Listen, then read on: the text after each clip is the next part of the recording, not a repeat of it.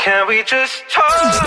Metro FM Talk with Faith Mangope. Monday to Thursday, 7 p.m. to 9 p.m. 21 minutes after 7 o'clock. Let's talk about cybersecurity. South African Airways confirming that it was hit by a significant cyber attack over the weekend, which is an incident that briefly shut down its website, mobile app, and even affected some internal operations. The breach, which began on Saturday, the 3rd of May, triggered a swift response, of course, from the airline, including disaster management protocols and as well as the involvement of cyber forensic experts.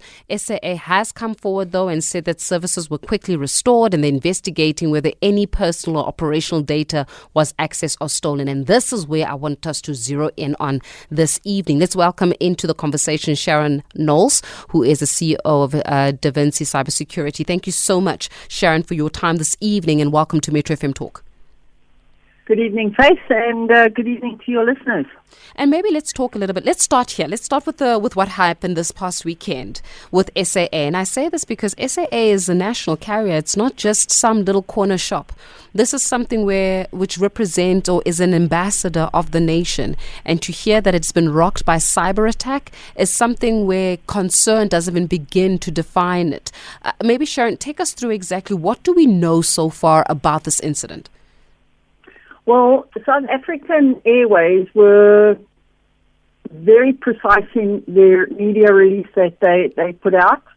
It, in a positive sense, they were very upfront with what had happened. They spoke about a cyber attack. Now, a cyber attack is a deliberate attempt by threat actors to disrupt, damage or steal, or gain unauthorized access to the systems or the data. Okay, so it's very intentional. So they started off by saying, okay, they've had a cyber attack. This is what is known.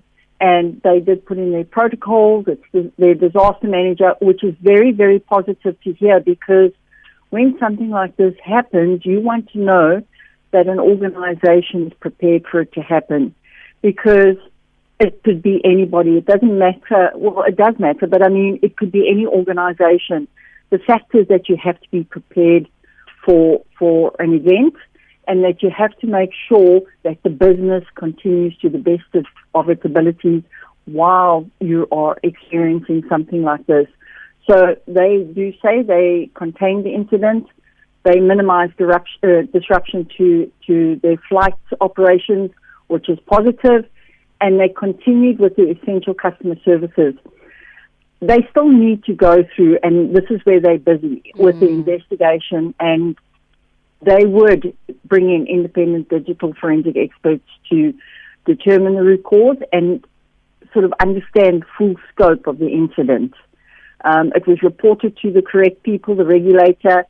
They issued the press release, the South African Police Service. So now what happens is that they now need to see what the impact is on data. And that's too soon, because that investigation now needs to take place to see what data, or any data was accessed, was it removed. So that would be the ongoing process from now. Even if it was, Sharon, and again, I often say that, and given the stats that I was reading out, I mean, some of these statistics are even coming out from the likes of Interpol, you know, and when I was doing some reading on this particular subject, and Interpol itself saying that more than 230 million cyber threats were detected in South Africa in 2021 alone. That's coming from Interpol. So even if it were the case that data was stolen, because I don't think people attack, you know, organizations and institutions just for the heck of it. They're doing it so that there is a reason behind it. You can never get that data back, and nobody actually does know what they're going to do with that data, do they? No. So we monitor the dark web, and we monitor certain forums, and we watch for what data is posted. And in terms of South Africa and the breaches that are happening, it's actually very, very concerning.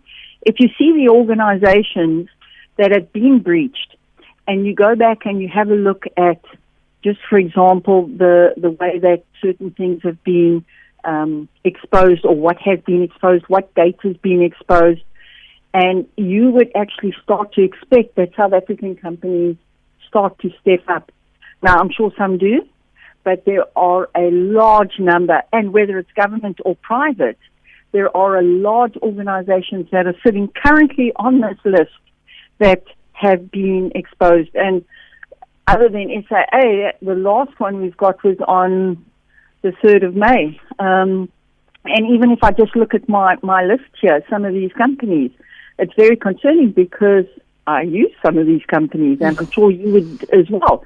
And the amount of data that is out and available for cyber criminals to use is concerning, because depending on what the breach is and what that customer or what that organization collects from you, cyber criminals could actually build a profile of where you stay, your ID number, your full name, your family, etc., etc. So it is concerning. I mean, at this stage, do we have... you're saying that private sector, public sector are all vulnerable across the board. You know, Sharon, it reminds me of when Transnet got hacked, for example, and how we underplayed because... And I wonder, do we underplay it because we actually don't understand it? When we're saying figures that say something like 2.2 billion rand annually is lost through cyber attacks or cyber crimes, we often overlook it, or people think, no, this does not affect me. Meanwhile, it could even be that 9 rand or 99 rand that gets taken out of your account, or it could be somebody, using your profile to get into nefarious activities. Do we actually understand, and I'm talking here from the echelons of government, from the top to just an ordinary South African, when we're talking about cybersecurity, do we actually understand what it means? And cyber attacks and threats, do we know what we're talking about here? In my opinion, I would say there are a lot of organizations that won't happen to me. My data, I've got the minimum data, it won't happen to me. The thing is, when you have a look at some of these companies that have been breached, it doesn't matter if your data is minimal. Because if I breach company who's only got your name, let's just use that as an example, I breach company B, who has only your email account.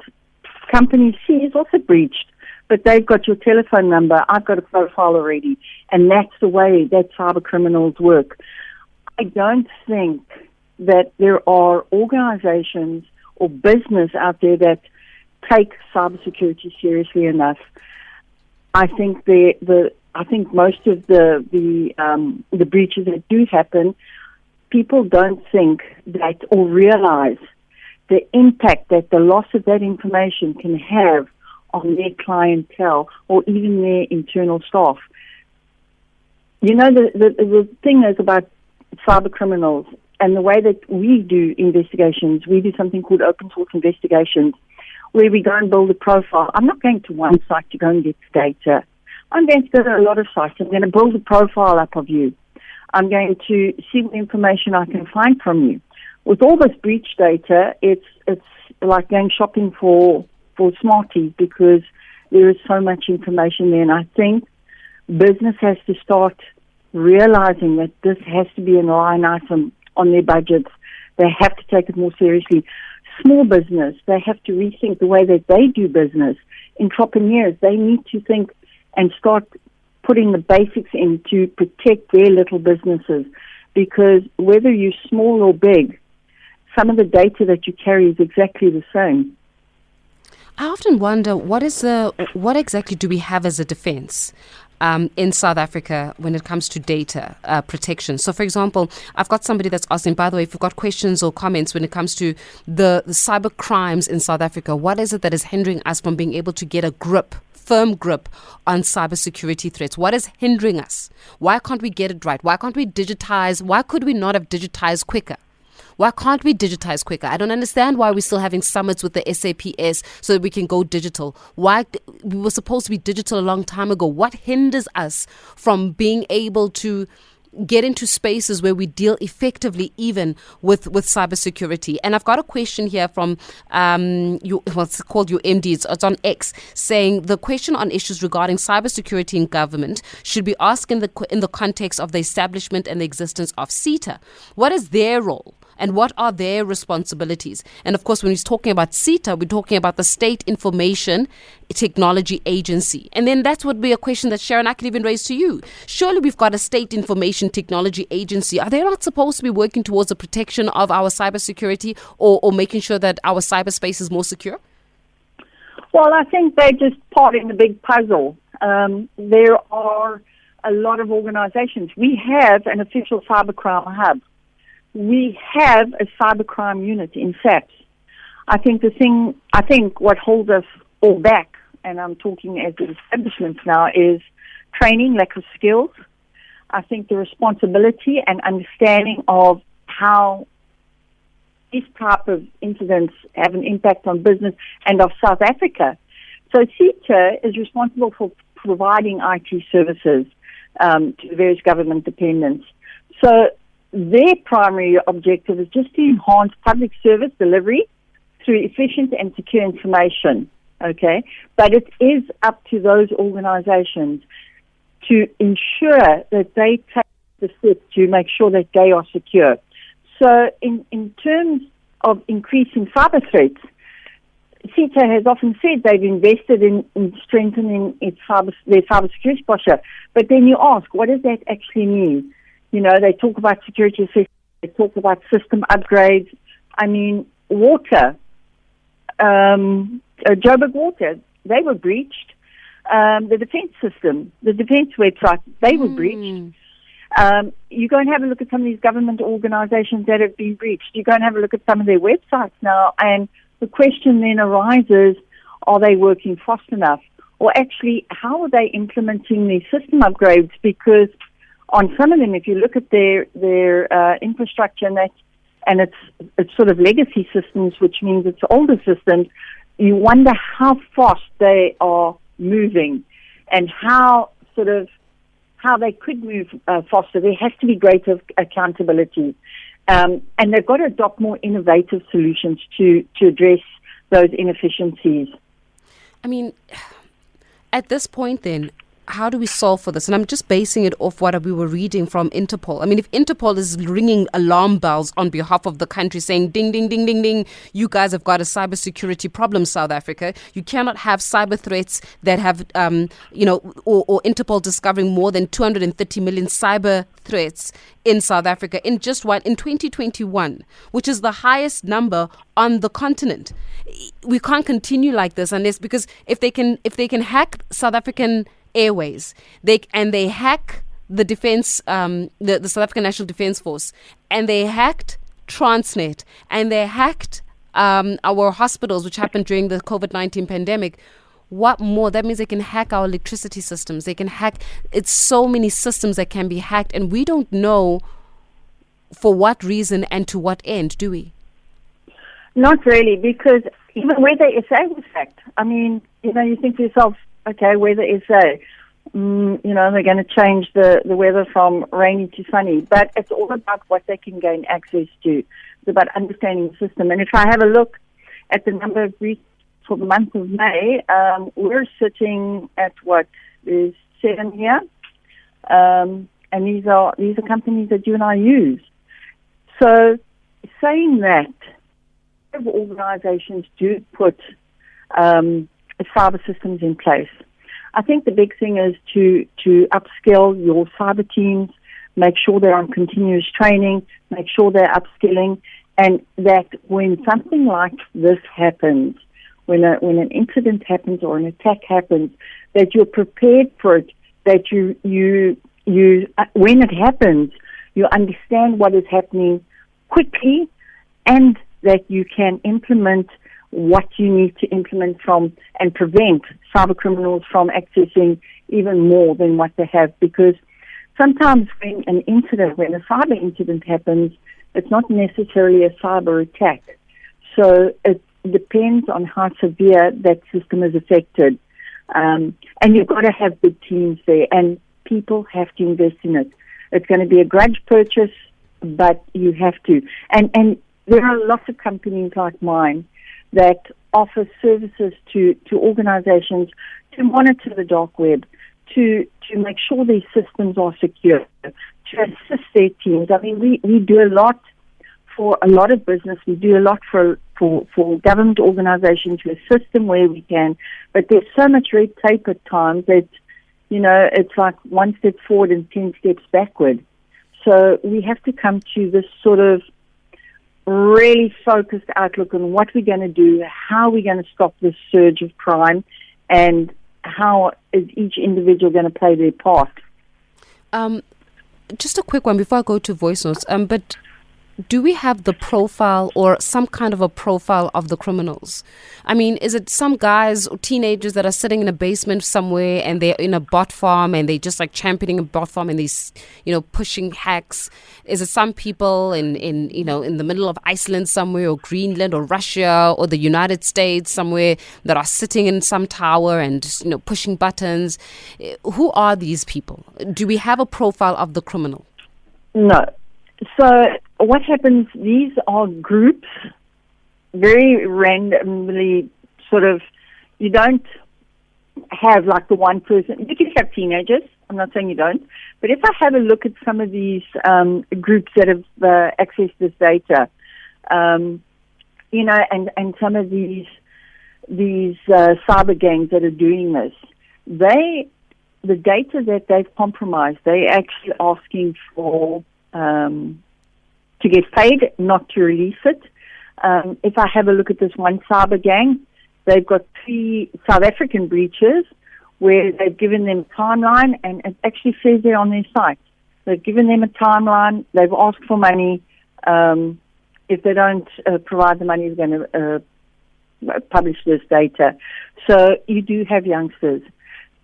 I don't think that, from a South African perspective, there are a lot of companies that have done research into the actual cyber gangs itself, and there are a lot. I mean, if you just have a look at the breach list, I mean, just for the month of February, I mean, there's 6 different cyber gangs here. So, it would take concentrated effort to actually go and research these gangs. There is information out there. But, yeah. Sure. Let's take a couple of your voice notes.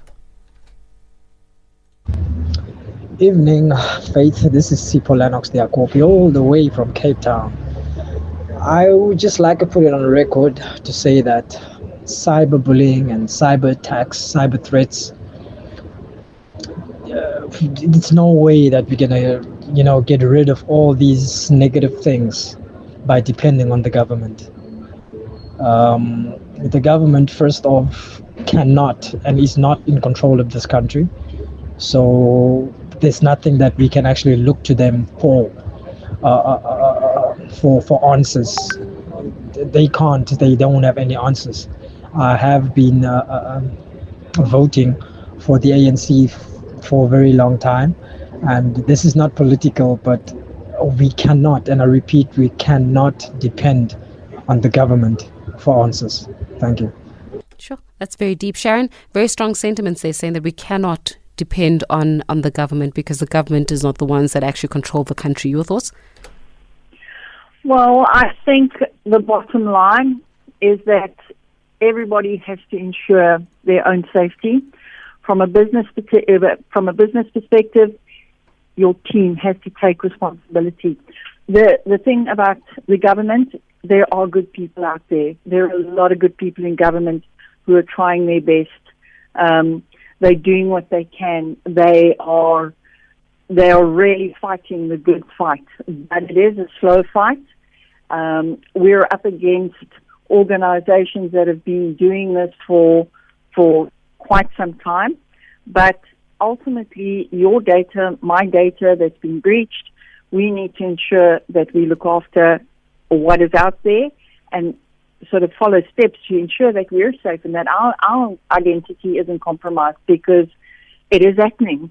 It is happening currently. Sure.